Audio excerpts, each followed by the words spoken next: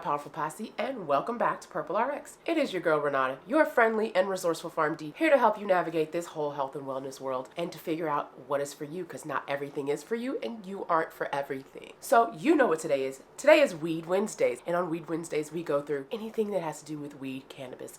So we're going to get into a strain that it's kind of been out for a while, that's new. They're still doing testing and still doing a lot of trying to see what actual cannabinoid system and how it affects the body. Today we're going to look at a cannabinoid strain, since I know there's so many. There's THCA, THCC, there's not a C. There's a D, there's a G, there's a CBD, there's a CBDC, there's a CBC. There's so much out there, and it's like, it's gonna make your mind, it'll make your mind blow up trying to take all of that in, figure out if that's something that you want. And I'm here to help you break it down. So we're going to talk about CBG. CBG is one of those strains that's not new, but something that's discovered, and they're seeing how it affects the body, and some people are using it. Some people have put some stuff out. They are, of course, are still doing studies. They are still understanding this strain. We are in the new stages of this thing, and the expanse of this thing is going to be great. There are going to be some things that are great, some things that are like, no, stay away from that. There's always going to be that when we discover new things and see new things.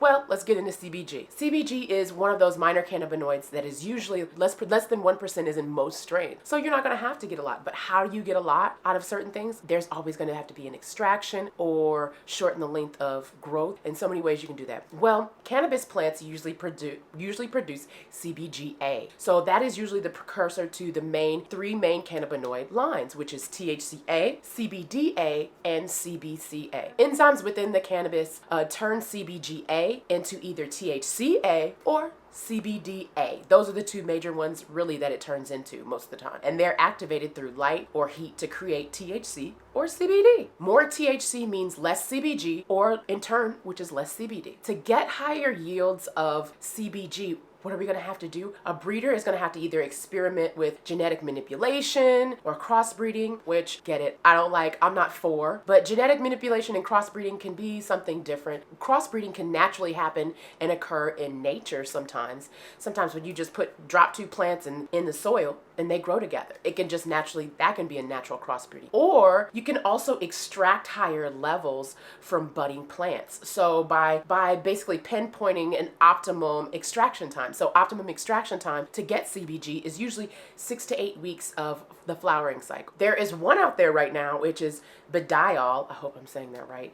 It is produced through optimum extraction, and it produces basically 6.5% of THC and 8% of CBD. And it's good for the relief of pain, inflammation, anxiety, and nausea. And it's also more subdued and a less euphoric high, and it's going to be more relaxing. And you may not even we're not going to get that much high since it's less euphoric. This company is a Dutch company that I think is based in Canada. CBG is a low affinity antagonist at the CB1 receptor. CB1 receptor is usually going to be primarily in the brain, in the spinal cord, but you'll also see it in nerves, tissues, and organs. So that has to do with a lot of nerve endings, a lot of pain of affiliation, or even inflammation in those areas. And an antagonist just basically means it stops or blocks a response from happening. So it can stop or block that inflammation response from happening, or that pain response, or you from having nausea and throwing up. So because it is a low affinity antagonist, like I said, it's going to work in those areas. So it's also been known to kill or slow bacterial growth, reduce inflammation, inhibit cell growth in tumors, in cancer cells, and promote bone growth. In certain studies, they're finding things out. So you're like, how can a strain of CBD, strain THC, anything from that cannabis strain family, how is it going to basically kill a virus or kill bacteria? I can't see that. Well, Dr. Eric Brown was one of the first to do it in rodent studies. There was a lot of petri dish studies, but he was the first to implement it into rodent studies and found that CBG killed a variety of resistant MRSA. And that's that MRSA, just about anybody can come in contact with it, but there are going to be antibiotic resistant strains of the Staphylococcus bacteria and with MRSA. Because when somebody catches it and it's antibiotic resistant, that person is usually quarantined. You got to have gloves, you got to have everything, you got to have suit, everything to get into that person's room, because that something that's that resistant, they don't want it to be highly spread. So MRSA is generally mild, but like I said, there can be difficult to treat cases. And in those, it's usually people with suppressed immune systems. So I'm immunosuppressed due to med. A lot of other people are immunosuppressed due to autoimmune diseases like lupus. Those all have to do with immune system deficiencies or immune issues. And so when those immune issues come into play, you're more susceptible to antibiotic resistant MRSA, other viruses. So you have to learn to protect yourself. And this could be a path for a lot of us. MRSA ends up killing bones in the antibiotic resistant, putting holes in lungs, causing deadly infections in the blood and in the heart. So somebody can get sepsis, their heart can get inflamed. It can go further than we know if we have an antibiotic resistant, and it can be very hard to treat. So McMaster University did a test on 18 cannabinoid strains and nearly found that all of them were effective in some way on those bacteria. 7 of them were more effective. So CBG, CBN, CBCA, THC, and Delta 8. Those were effective on bacterial infections, as well as things like MRSA. So you're like, I know these are new discoveries and new things we're finding out. And also CBG showed efficacy at low concentration. So that means you need a small amount to treat a bacterial infection and come out with probably less side effects. Again, there's still more testing going on. There's still more interventions in trying to see how it affects rodents and then probably get into people. How is CBG or any of these others going to affect MRSA? So what it does is it prevents the biofilm around MRSA that protects it. That's that film that's like, you can't get me. I'm about to infect all of you. And you ain't gonna touch this because Bob, I got a good protection. You ain't gotta worry about me. But what it does is prevents the biofilm of the MRSA from forming. So its protection, its shield can't really form. Or if it's formed, it can strip it away and then allow it to not continue being formed. Also, it's leaving blood cells defense intact. So your blood cell defense, your white blood cells, aren't going to have to put in all this work because CBG is helping it. So it's going to minimize that, and it's leaving that intact where it won't get so attacked and not be equipped to do what it needs to do in other areas or in other ways. Because people in my class of immunosuppressed due to drugs or whatever, we need as many white blood cells as we can when things come along. We need them to do their job, and we need them not to be working so hard and too much in other areas where they don't have to. So it also remained effective against MRSA. If MRSA mutated, it was still effective against killing that biofilm and preventing it being formed and leaving your blood cells and defense intact. We don't need to sleep on CBG. That's something we need to look at. This is something we need to pay attention to. And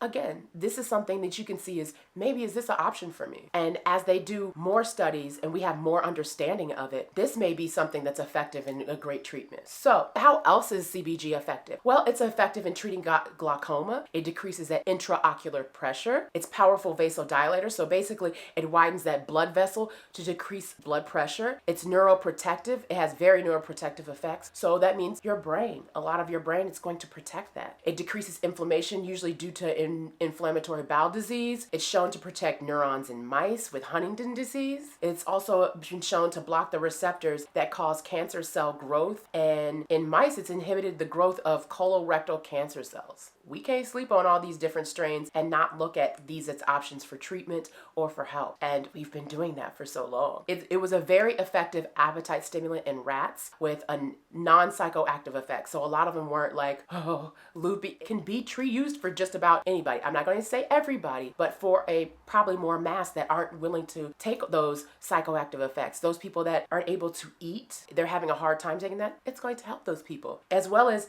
it's been tested best at inhibiting muscle contractions, which may prevent like bladder dysfunction disorders. It's also been seen to be analgesic. Well, that's usually for pain, therapy for psoriasis, skin conditions and diseases, and an antidepressant. This is here for you to see and understand that what's coming out, what's being said, this is not a one-way street. What we've been doing in cannabis and in that world is highly effective. And it is another option for us to look at rather than having all these antibiotics. But we were seeing more and more resistant bacterial infections. And this may be able to help us get back to a level playing field where we have more options and add more of these options in. These can open doors. These are keys to open doors to what we can see and how we can expand in our health healthcare and how we treat our body. And it is coming from much of a more natural source. But again, you can always take a natural source and change it and make something genetically modified. Those are things you have to watch out for when you're looking at these products and you're going to buy these. And I'm here to guide you through it and show you ways and show you places to look